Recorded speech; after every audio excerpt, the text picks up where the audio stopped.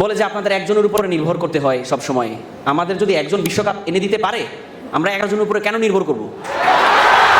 ওনারা দ্বিতীয় বক্তা এসে ব্যাপক অনেকের নাম বলে গেলেন, রোনালদো, রিভালদো, কাকা, এরা বিশ্বকাপ দিতে গেছে, আপনারা 2-4 জনের নাম বলেন তো দেখি।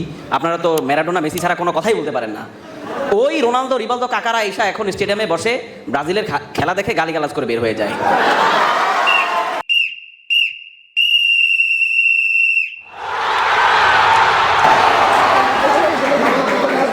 মাননীয় স্পিকারকে ধন্যবাদ। আমি আজকে বিতর্ক শুনতে আসলাম। আমি ভাবলাম যে বিশ্বকাপ নিয়ে, ফুটবল নিয়ে কথাবার্তা হবে, কিন্তু মাইলস্টোনের এই আয়োজনে এসে আমার কাছে মনে হলো যে দুদক একটা আয়োজন করছে, এবং আমাদের মনে হয় প্রিন্সিপাল স্যার যদি এখানে থাকে তাহলে উনি দুদকের সাথে কথা বললে এটার পুরো স্পন্সরটা ওরা দিবে, কারণ এখানে দুর্নীতি নিয়ে ব্যাপক কথাবার্তা হয়েছে। যদিও দুদক নিজেই অনেক বেশি দুর্নীতিগ্রস্ত, এটা নিয়ে আমি কথা বলতে চাই না।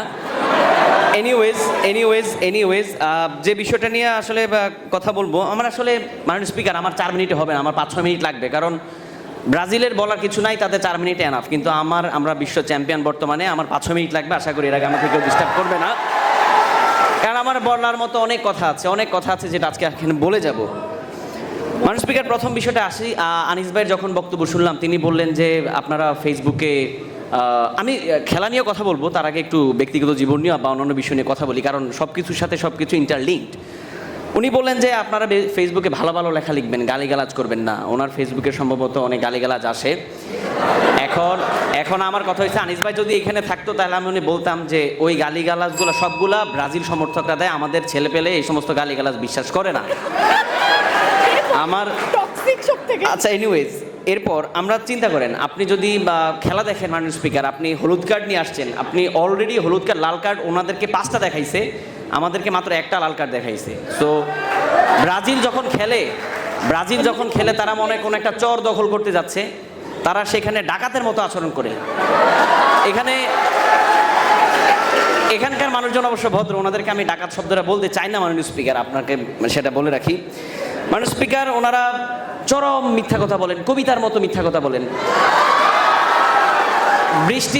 বৃষ্টি এসে আমাদেরকে বললেন যে পানির মধ্যে ঘুমের ঔষধ। আমি একটু পলিটিক্যাল আলাপে চলে যাই। এটা বাংলাদেশের একটা রাজনৈতিক দলকে অনেকেই বলে যে ওরা প্রচুর মিথ্যা কথা বলে, এটা হচ্ছে ব্রাজিল। আওয়ামী লীগ, বিএনপি, আমি কারো নাম নিতে চাচ্ছি না, জামাতেরও নাম নিতে চাচ্ছি না, ওরা কথায় কথায় মিথ্যা বলে। লেকচারার হইলে ওরা বলে অধ্যাপক, ওদের পদবি শুরু হয় অধ্যাপক দেয়া। তো আমার কাছে ব্রাজিলের মনে হয় সেটা 2009 সালে ম্যারাডোনা নিজে একটা টক শোতে বলে যে এই ঘটনাটি সত্য ছিল।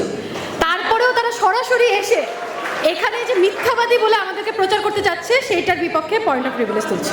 পয়েন্ট অফ প্রিভিলেজ নিচ্ছি না, তবে এই সংসদ থেকে কিছু শব্দ ঘোষণা করছি। এটি হচ্ছে ঢাকা জনদখল, আপনাদের দিক থেকে যে দুর্নীতিবাজ দল বলা হয়েছিল, আরেক দিক থেকে বলা হয়েছিল হাইটির একটা দল, খেলাধুলার একটা বাকি।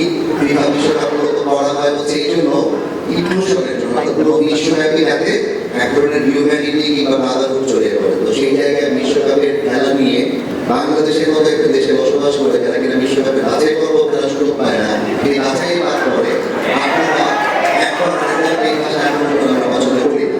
তো প্রিভিলেজ নিচ্ছে না, যেই কারণে ঘটনাটি ঘটেছিল 2005 সালে, ঘটনাটি 2009 সালে নয়।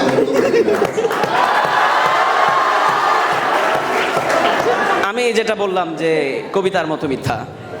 এনিওয়েজ, মাননীয় স্পিকার, ওনারা বললেন যে দ্বিতীয় বক্তা এসে ব্যাপক অনেকের নাম বলে গেলেন, রোনালদো, রিভালদো, কাকা, এরা বিশ্বকাপ দিতে গেছে, আপনারা 2-4 জনের নাম বলেন তো দেখি। আপনারা তো ম্যারাডোনা, মেসি ছাড়া কোনো কথাই বলতে পারেন না। ওই রোনালদো, রিভালদো, কাকারা এসা এখন স্টেডিয়ামে বসে ব্রাজিলের খেলা দেখে গালিগালাজ করে বের হয়ে যায়।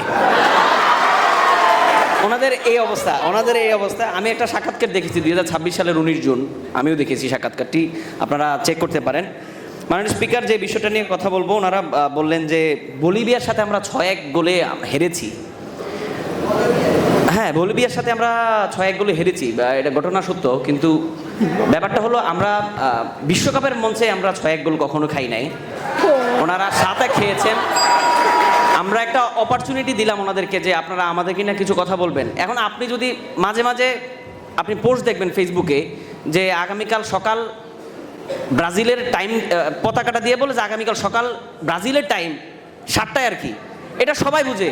ওনারা এটা দিয়ে যদি বুঝাইতে পারবে যে আগামীকাল সকাল 6টা আর্জেন্টিনার পতাকাটা দিলে বুঝবে মানুষ যে এখানে 6 গোল বুঝাচ্ছে, কিন্তু 7 দিলে আমরা ঠিকই বুঝতে পারবো। মাননীয় স্পিকার, আমাদের বলে যে আপনাদের একজনের উপরে নির্ভর করতে হয় সব সময়। আমাদের যদি একজন বিশ্বকাপ এনে দিতে পারে, আমরা 11 জনের উপরে কেন নির্ভর করব? ওনারা 11 জন মিলা। হ্যাঁ, প্রশ্ন। একজনের নাম কি জিয়ান্নি ইনফান্তিনো? আমাদের সাথে ফিফার কোনো সম্পর্ক নাই। ফিফাকে রেদার আমরা ফিফাকে হেট করি, কারণ ওরা আমাদের বিপক্ষে চলে যায় বিভিন্ন সময়ে। যেমন আজকে মাননীয় স্পিকারও আমাদের বিপক্ষেই কিছুটা মনে হচ্ছে আমার কাছে। আমি যেটা বলতেছিলাম যে আপনাদের মাননীয় স্পিকার, আমি 10-12 সেকেন্ডে শেষ করবো আশা করছি। আমাদের যদি একজন বিশ্বকাপ এনে দিতে পারে, তাহলে আমরা কেন 12 জন 11 জনের উপরে নির্ভর করব? ওনাদের 11 জন খেলে মরক্কোর মতো একটা ছোট দল, এতটুকু ছোট ওরা দল, এই দলটার সাথে তারা ড্র করে। আরেকটা জিনিস চিন্তা করেন, এবার বিশ্বকাপের চ্যাম্পিয়ন হবে কারা? এই প্রশ্নের উত্তরটা দিয়ে শেষ করছি। এই বিশ্বকাপের চ্যাম্পিয়ন হবে কারা? এই উত্তরটা দিয়ে শেষ করছি। আপনারা আমাদের আর্জেন্টিনার ফ্যান যারা এসে হাত তোলেন, থ্যাংক ইউ। আমাদের আওয়াজ করা লাগবে না, হাত তুললেই ওনারা সব বুঝে যাবে। এই বিশ্বকাপের চ্যাম্পিয়ন হব আমরা। কেন? আমরা চিন্তা ভাবনা করতেছি। আমাকে ওই দিন যমুনা টিভিতে গেছিলাম, তো আমরা কারা চ্যাম্পিয়ন হবে না ভাবতেছিলাম যে নেক্সট ম্যাচ কি হবে। আমি বলছি যে ভাই নেক্সট ম্যাচ নিয়ে কোনো কথাই বলবো না, কথা হবে সেমিফাইনাল থেকে, কারণ আমরা সেমিফাইনাল অলরেডি যে বসে রয়েছি। ব্রাজিলের চিন্তা করতে হচ্ছে আগামী ম্যাচ তারা খেলবে জাপানের সাথে, 32 রাউন্ড অফ 32 তারা পার হইতে হবে কিনা। আমার মনে হয় যে এটা নিয়ে তাদের এখন ভাবা উচিত। আর আমাদের মিনিমাম চিন্তা সেমিফাইনাল থেকে ফাইনালে যা, বাকিটা দেখা হবে। সবাইকে